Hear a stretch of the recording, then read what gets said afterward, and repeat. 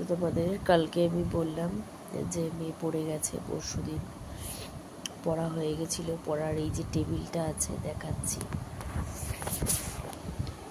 এই যে পড়ার যে টেবিলটা আর কি, এটাই ওই ঘরে রাখতে গিয়ে ও সোফাতে ঠিকভাবে রেখেছিল, আর একটু বেশি ভালো করে গুছিয়ে রাখতে গিয়ে যাই হোক সোফাতে উঠতে গিয়ে কোনো কারণে হাত স্লিপ খেয়েছে বা যাই হোক কোনোভাবে লেগে গেছে সাংঘাতিক পরিমাণে।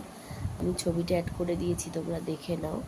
আজকে ডাক্তার সুস্মিত রায়কে দেখিয়ে এলাম। এই যে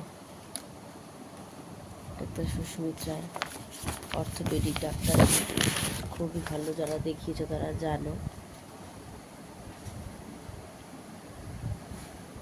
ডাক্তার অর্থোপেডিকের, তো বেশি কিছু দেয়নি, একটা টনিক দিয়েছে আর ট্যাবলেট দিয়েছে। মামা বসে পড়ো, চলে এসো এদিকে সায়ন্দি গোপালকে।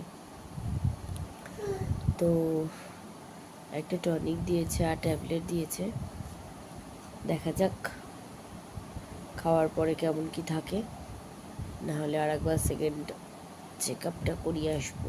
কিছু বলেনি উনি, আর বললো আর মানে কি বলে ওটাকে, টনিকটা আর কি, আর লিকুইড বলছে, যাই হোক টনিক লিকুইড একই, আর ট্যাবলেটটা এটা খেতে বললো, আর বললো ঠান্ডা শেক দিতে, বরফের ঠান্ডা শেক হবে সেটা দিতে।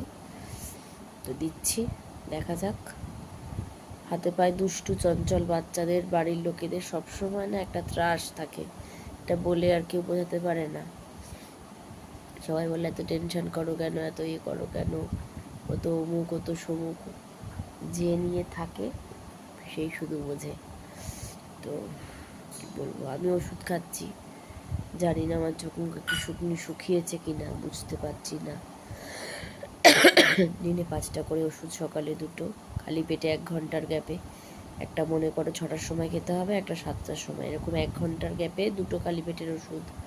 তারপরে খাবার খেতে হবে, দুপুরে খাওয়ার পরে একটা, রাতে আবার 2টো, তার মধ্যে একটা ঘুমের ওষুধ আছে। তো ঘুমের ওষুধটা খাওয়ার জন্য ঘুমটা তো প্রচণ্ড পরিমাণে হচ্ছে, ভালোই হচ্ছে। আর একটা যেটা হচ্ছে সবসময় একটা ঘুম ঘুম ক্লান্ত, মানে সবসময় একটা মনে হচ্ছে আমি ঘোরের মধ্যে আছি। তো ফ্যানের তলায় শুয়ে আছি বলে আরও বেশি রকম লাগছে। ও পড়ছিল, আমি শুয়েছিলাম, খাবার করে দিলাম, খেলো, খেয়ে একটু শুয়ে পড়েছি। খুব যন্ত্রণা করছে, কারণ ডাক্তারের ওখানে গিয়ে অনেকক্ষণ বসে থাকতে হয়েছিল, আর আমি এখন বেশিক্ষণ বসে থাকতে পারি না, খুব যন্ত্রণা করে কোমর।